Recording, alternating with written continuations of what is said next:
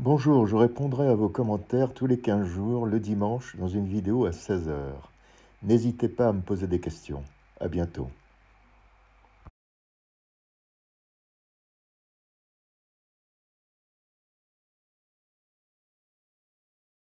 Bonjour, aujourd'hui je vais vous parler de mon premier reportage en Somalie. C'était juste après les attentats du 11 septembre. Le président Bush, président des États-Unis, cherchait Bin Laden. Certaines informations ont fuité, disant qu'il y avait uniquement deux pays où Bin Laden pouvait être, c'était en Somalie et en Afghanistan. Finalement, j'arrive à avoir un contact à Paris, une Somalienne, une jeune Somalienne, qui me dit, moi je peux avoir un filon pour aller jusqu'à Mogadiscio, mais il va falloir que tu fasses un vrai parcours. J'accepte sa proposition. Il me faudra aller d'abord à Dubaï, de Dubaï prendre un vieil avion jusqu'à Mogadiscio, et à Mogadiscio, me faire protéger par des mercenaires somaliens qui sont là et qui m'attendront. Des miliciens mercenaires attendent pour escorter et, au cas échéant, protéger les nouveaux arrivants, car en Somalie, l'enlèvement et les meurtres d'étrangers est une chose courante. La Somalie reste le pays le plus dangereux du monde.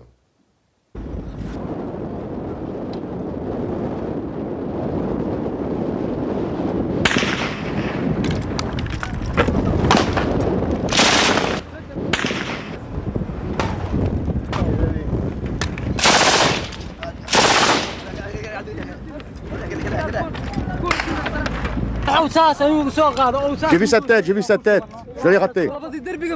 Et les deux autres qui étaient sur le mur, est-ce qu'ils ont tiré? Faites attention, nous ne sommes pas encore arrivés.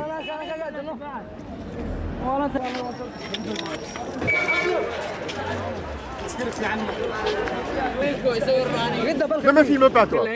Ce ne sont pas des gens de Mogadiscio, ce sont des gens armés qui s'imposent dans cette ville, ce sont des étrangers qui nous ont tiré dessus. Ils ne veulent absolument pas que vous les filmiez, c'est mauvais pour eux. Ils ne veulent pas que vous puissiez les voir.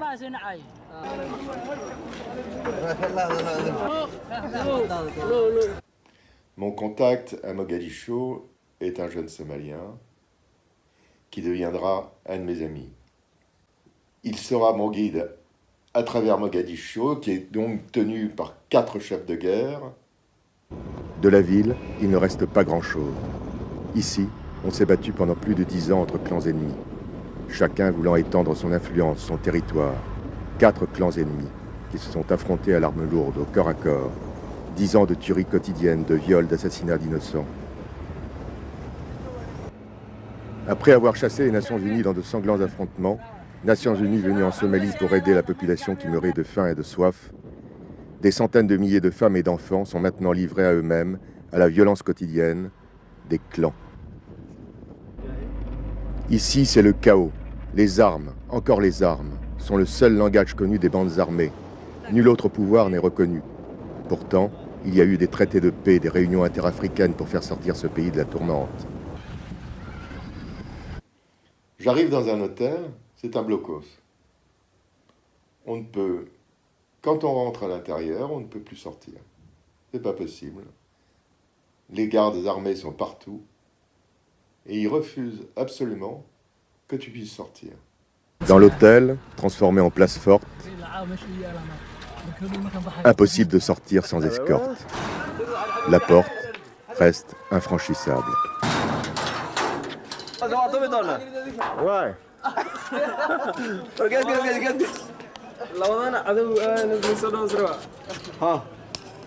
Yes.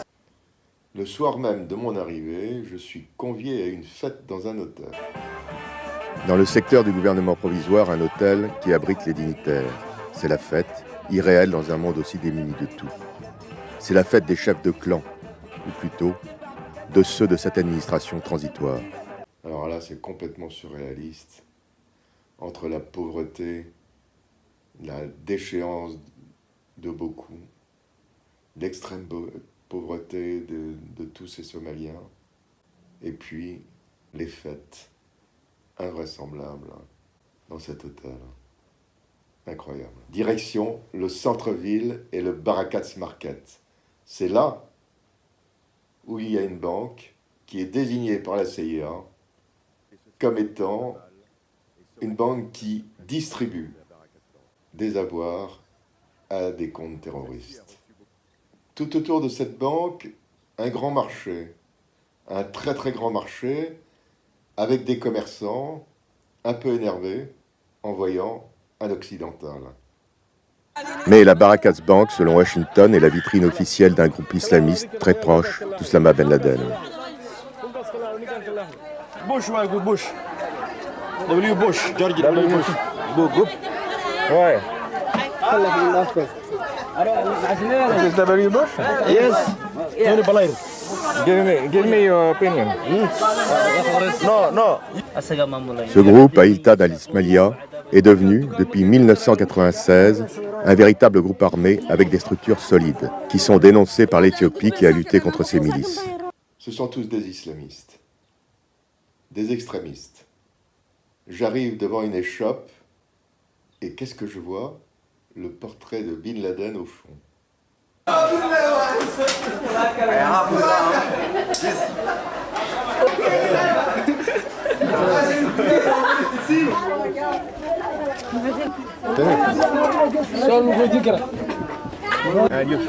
Je suis prêt à me battre contre les Américains et les Britanniques.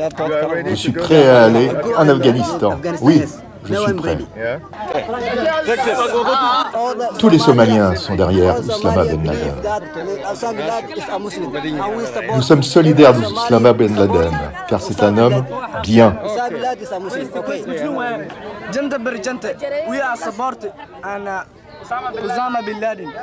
Nous sommes solidaires d'Oussama Ben Laden, car c'est un homme bien.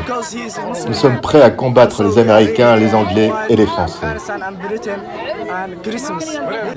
Qu'est-ce que vous pensez de Ben Laden? Il défend la religion et les infidèles le cherchent pour le tuer. Y a-t-il des groupes de Ben Laden ici? Oui, il y a des groupes ici. Oui, il y a des groupes ici. Ici en Somalie? Oui, en Somalie. Beaucoup de Somaliens les encouragent.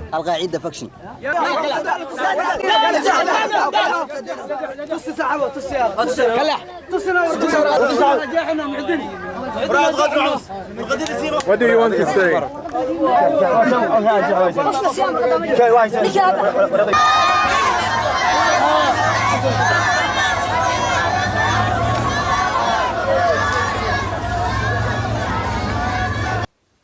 Alors, la grande famine en Somalie, il y a quelques années, avait fait des centaines de milliers de morts. Mais maintenant, il y a un manque d'eau. Les enfants meurent du choléra et de la déshydratation. Les ONG comme Médecins du Monde ne sont plus présentes. Il y a eu trop d'enlèvements. Ce n'est plus possible. Par contre, les ONG saoudiennes sont très, très présentes. Elles remplacent complètement nos ONG à nous. Les infirmières portent le tchador. C'est une volonté d'islamisation de la population. Il y a des relais d'associations caritatives, des ONG qui, sur le terrain, font du bon travail, soignent et s'imposent face aux Occidentaux de plus en plus déstabilisés en Somalie. Car des attaques contre leurs locaux, pillages et prises d'otages ont été leur lot quotidien. Les Somaliens travaillant pour eux risquent leur vie, comme cet homme travaillant pour l'aide internationale contre la faim qui a été exécuté dans l'exercice de ses fonctions. Nous sommes aux urgences de SOS Children. Ici, on attend pendant des heures les médecins débordés. Le principal problème actuellement, c'est la sécheresse. Dans cette ville, on meurt de déshydratation, de diarrhée et d'anémie. Ce sont les enfants qui les premiers trinquent.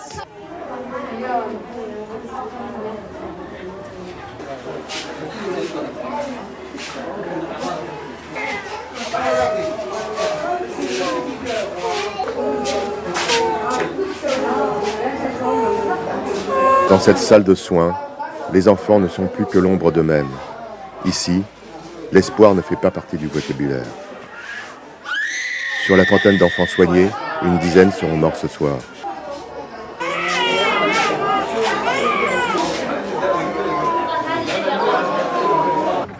Un autre quartier de la ville, d'autres clans qui s'interposent, un incident, des menaces, encore des menaces.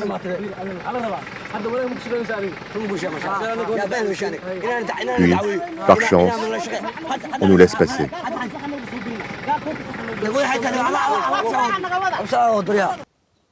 Et nous arrivons dans un quartier que l'on appelle le quartier des ambassades, mis à sac, complètement détruit. On y voit le quartier général de l'ONU, l'ambassade de France, l'ambassade des États-Unis. Il n'y reste plus rien. Et là, les habitants errent encore. C'est épouvantable.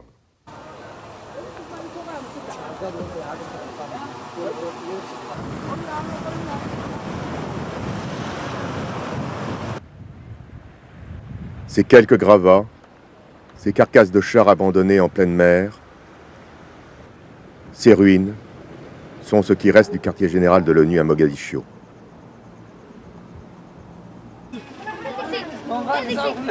Des patrouilles motorisées circulent. Il faut garder le terrain si chèrement gagné, y faire régner son ordre. Malgré les combats acharnés, les habitants de Shingani sont restés là.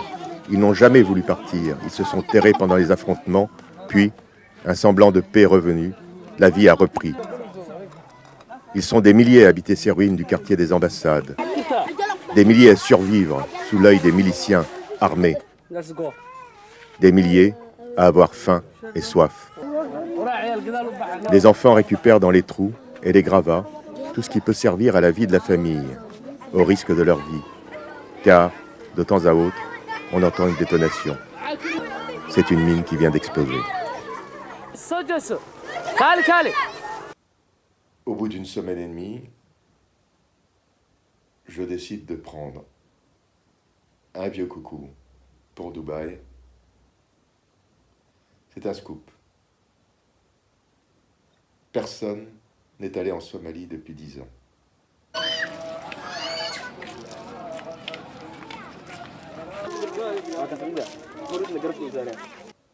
Bon, eh bien écoutez, à très bientôt sur ma chaîne.